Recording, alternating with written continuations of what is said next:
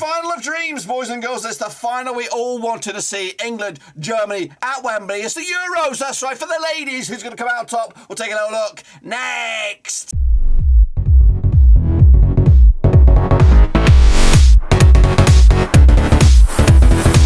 That's right, folks. Bam's giving a prediction video today. We take a look at the 2022 Euros for the ladies, of course. It is England. It is Germany. It's a cracking final. It's the final we wanted, of course. So we'll take a look at it, all of it, in a minute. Of course, big shout out to my VIPs. They are the patrons, of course. And if you knew where you've been, smash your subscribe and bang out today. All things Euro 22 related, Pavlov related, world football related. We got it all here, boys. Under one Ruski, of course. That's right. It's the one. It's the Bobby Dazzler. Absolute, the final of alls. What we really wanted. The two best teams in this tournament. Of course, England have really been battering teams left, right, and centre, but Germany have been clinical. They've been German. They've been efficient, of course, but who will come out on top? We'll take a look at, of course, right here, right now. In fact, let's jump in the deep end, of course, and revisit how we all got on last time around, then, shall we? It all kicked off just yesterday with England locking horns up against Sweden, and, of course, the first semi-finals. England, of course, getting there via Spain. Sweden, of course, doing the business against La Belgium. Of course, I opted for a cheeky, what did I go for on this one? I think I went with England. 2-1 win in the end. But guess what? England were on tip-top form. 4-0 demolition job. Beth Mead, Lucy Bronze, Alice Riso, and Frank Kirby on the score sheet as England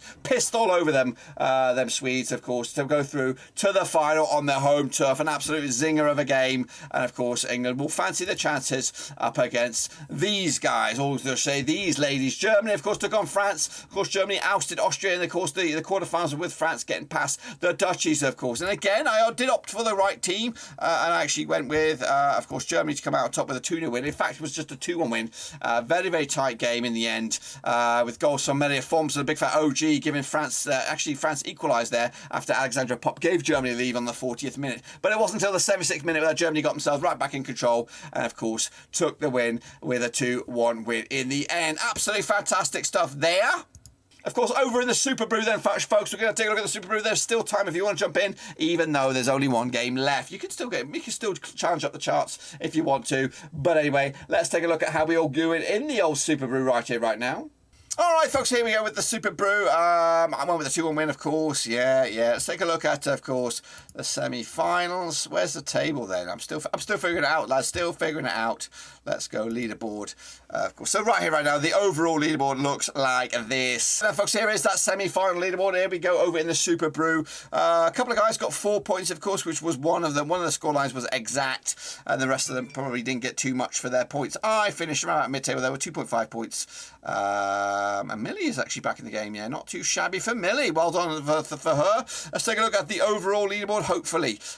It's thinking about it. I don't know if we're going to get to see it.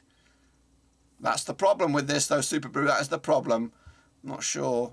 It's turned it out on me, folks. I don't know. Forget about it. I'm not going to win, but we'll have a look at it later on. Anyway, moving forward. Well, here we go, folks. Here we go. It's the final we all asked for. Of course, it's England. It's Germany. It is at Wembley. Let's get in the deep end then, shall we? Take place on the 31st of July. I believe that's this coming Sunday. That's right. Sarina Wegman is your manager for England up against Germany. And, of course, Martina Vos Tecklenburg locking horns for the 12th time since 2007. 11 wins, 11 matches prior. 2 wins for England, just 6 wins for Germany, and 3 draws. Both sides coming to this 100% form, of course, winning 6 on their bounce, of course. England's biggest win over Germany, 3-1 win. The biggest win for Germany over England, a 6-2 win, of course. And Germany scored 20 goals compared to England's 10. Works out around about 1.82 goals a game compared to 0.91 goals a game by England. England haven't lost, though, in the last 19 games. They've got a winning streak of 11 in a row. Of course, last time they played each other, in fact, was a win for England. That was earlier in the year. It was back in February. It was a 3-1 win for England over in the Arnold Clark Cup. Meanwhile, Germany, though, prior to that, have just lost 1 of the last 6 games against England. And, of course, coming to this on the back of the 2-1 win over France, of course, conceded just the 1 goal all tournament. As for England, they've also conceded just the 1 goal that was against Spain back in the quarter-final stages. But, of course, what about the odds for this game then, shall we? 13-10 is your England, 15-8 is your Germany, and 23-10 is your draw. That's, of course, over 90 minutes. What about the distance to go all the way? 11-10 Germany are to lift the trophy. England are actually favourites, 6-4 to go outright winners. But what about me? Of course, usually when I look at England, if they're in a final, guess what? I'm going to go the other way. But this scenario is a little bit different. Oh, is it heckers like? No way, Jose. Of course, I'm sticking with my German roots here. And I do anticipate a bit of a chokage, of course, for England. They're already planning a bank holiday. For crying out loud. Bloody hell. Get a grip of you. If you're going to be considered as powerhouses, you don't take a bloody day off just because you win a piston trophy.